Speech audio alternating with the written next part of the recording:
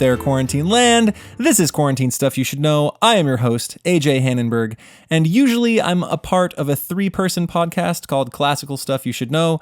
You should probably know that. You just clicked on the title of the podcast.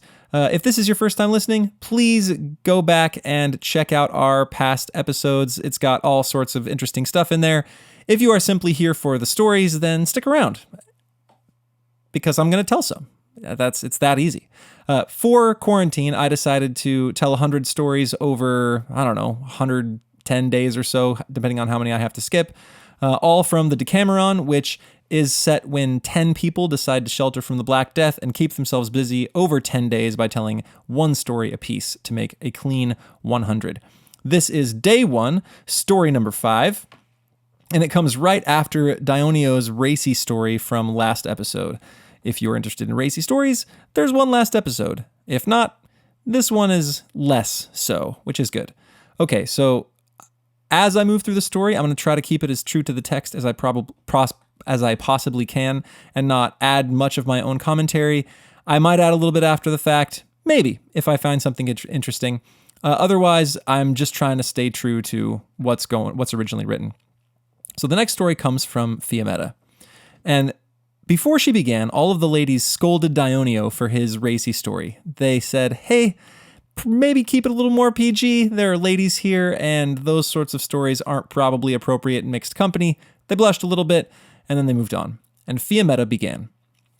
Whereas in men, it is a sign of great wisdom to court women whose social position is higher than theirs, women show how very discerning they are by means of their ability to protect themselves from the love of men stationed above them. While we're telling stories that demonstrate the power of prompt and witty retorts, I could use my story to show how a noble woman defended herself by both word and deed from just that sort of love and dispelled it in her suitor.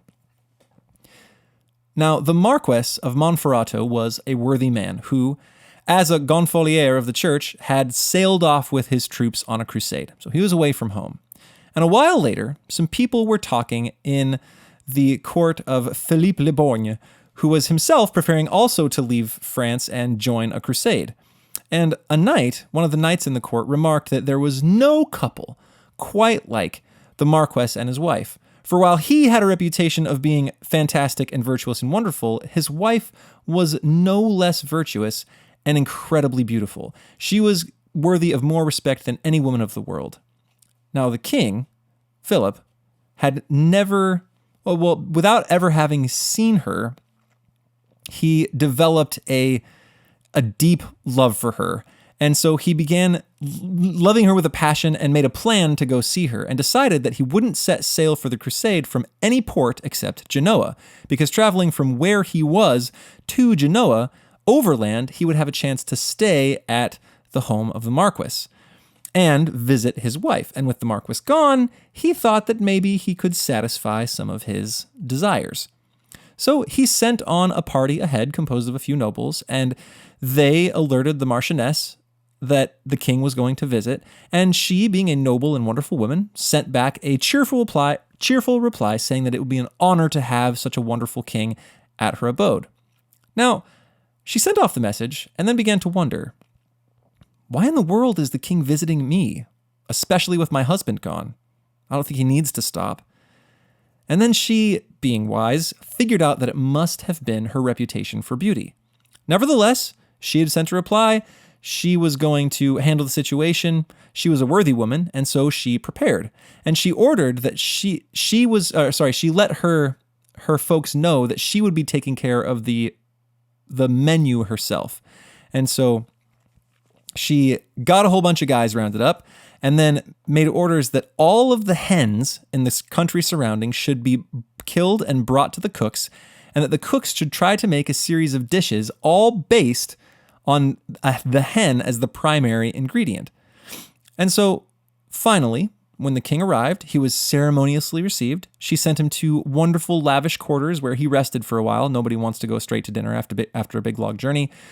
And finally, when he came down to dinner, he rested himself by the Marchioness, and then she gave positions to all of his other nobles according to their rank down the tables, and then dinner came out.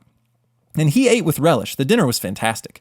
And, I mean, this is he's a French king. The man knows cuisine.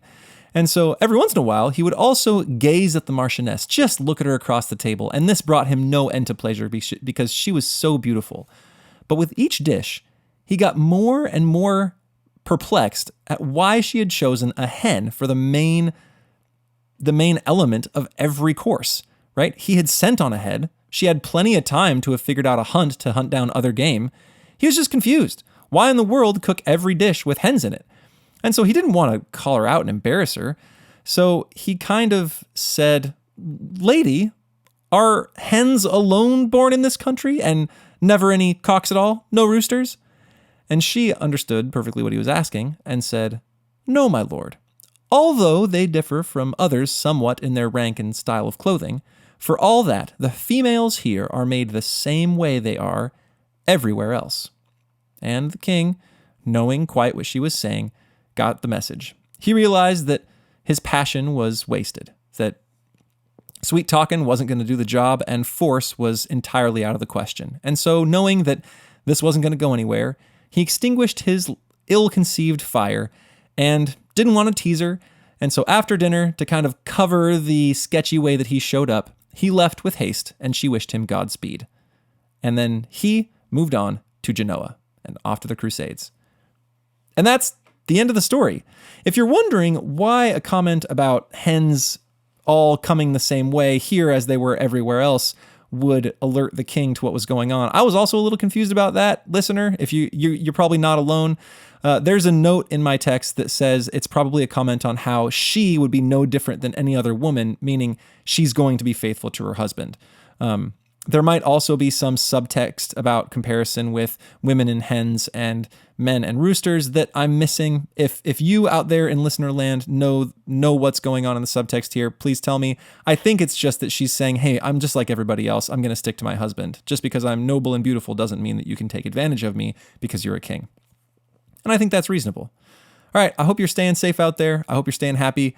Remember to get outside and get some sun every now and again. Exercise, drink water, think happy thoughts. Don't let the dark get down on you, right? And that's my message for quarantine. Stay safe, everybody, and have fun.